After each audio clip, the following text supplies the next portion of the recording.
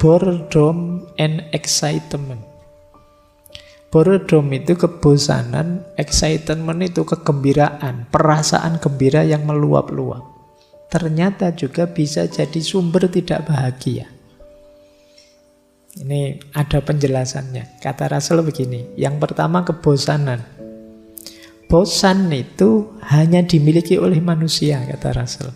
Hewan tidak mungkin bosan. Hewan itu mungkin kelihatan lesu, mondar-mandir, menguap, tapi mereka bukan bosan.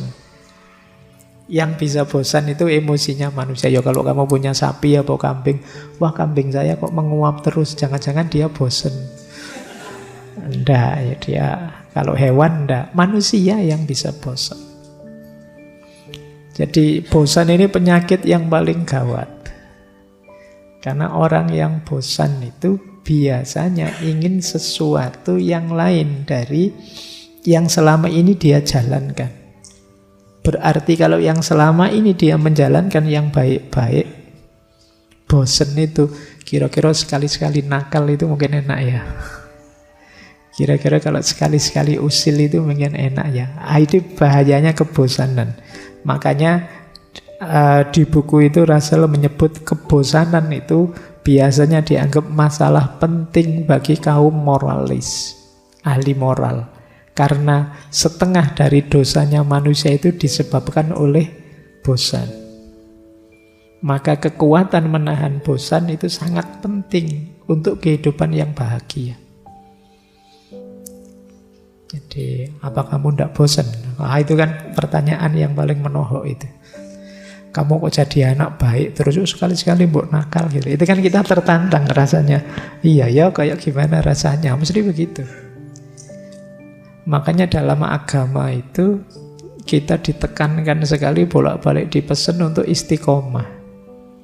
Kenapa begitu? Karena manusia punya rasa bosan. Sesuka apapun kalian dengan sesuatu, kalau itu kalian ulang-ulang terus, pada akhirnya akan bosan. Itu kalau pakai bahasa ilmu neurosains itu, ya hormonnya sudah tidak diproduksi lagi kalau terus-terusan dipakai. Sifatnya hormonal, rasa senang meluap-luap itu ya. Pada saatnya akan bosan.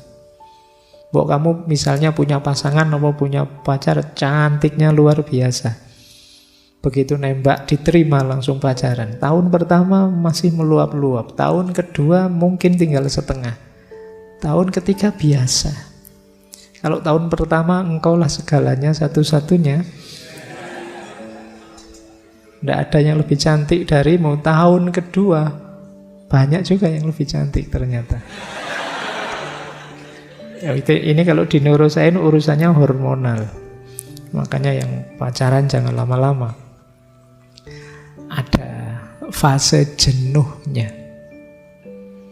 Dan itu manusia. Makanya tadi disebut setengah dari dosanya manusia itu karena rasa bosan. Saya lupa pernah baca di mana itu ada yang bilang jangan-jangan Nabi Adam itu bosan di surga. Digoda setan kok ya mau-maunya itu loh. Mbok kamu nyoba ini pohon itu kan ceritanya begitu. Sampai terus tergoda akhirnya turun ke bumi sudah. Baik. Jadi hati-hati dengan kebosanan, dia akan jadi sumber ketidakbahagiaan. Kalau kalian sudah bosan, itu saatnya berjuang melawan dirimu sendiri. Orang yang bosan pasti tidak bahagia. Kalian yang kuliah, semester awal masih semangat. Biasanya kalau semester 1, 2 itu kelasnya penuh.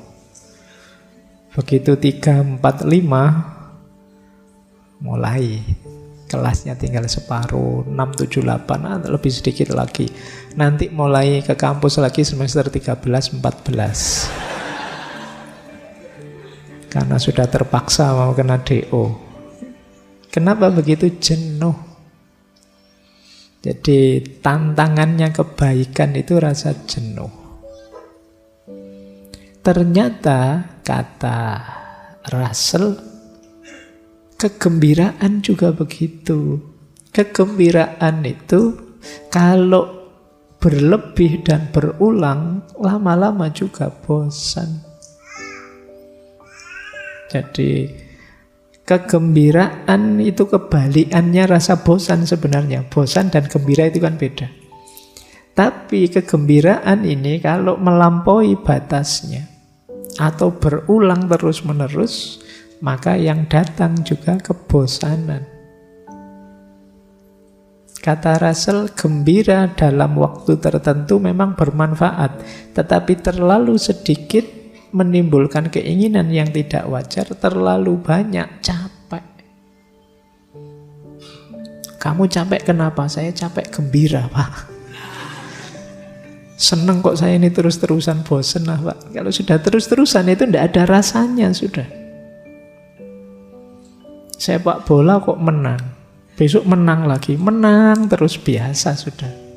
Ada berita klubmu menang, nggak kaget. Yang enak itu kalah terus-terus menang, itu seneng, luar biasa. Iya kan, terus kalah lagi, menang lagi. Jadi tiap kali menang kita pesta.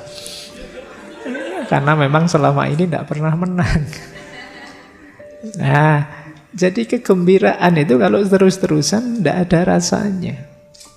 Buahnya jadi kebosanan. Ini agak tragedi, ternyata gembira juga bisa jadi sumber tidak bahagia kalau limitnya sudah terlewati. Dari gembira bisa jatuh pada bosan.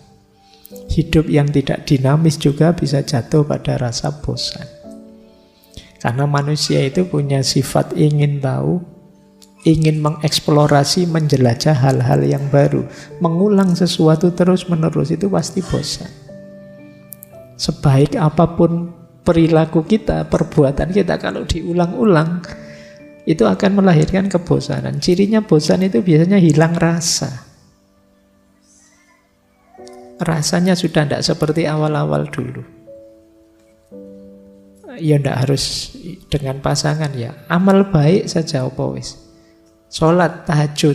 Belum pernah tahajud Pak saya. Cobaan tahajud. Begitu tahajud, iya Pak, batin saya tenang, rasanya nyaman sholat malam hari. Yo istiqomah lah kira-kira 2-3 bulan. Itu nanti di bulan ketiga, gimana rasanya? Sudah biasa Pak, sudah.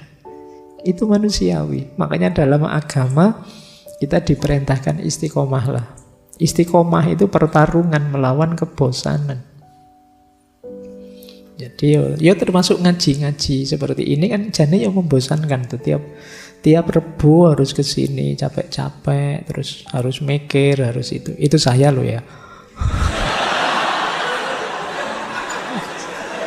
Jadi ya kan yo mboseni to gini terus. Tapi yo gimana lagi, yuk diistiqomahi wong barang apik kan begitu. Kemampuan menaklukkan diri kita sendiri. Jadi inilah penyebabnya tidak bahagia. Cari strategimu sendiri ya untuk bisa mengalahkan kebosanan ini. Karena dia jadi sumbernya ketidakbahagiaanmu.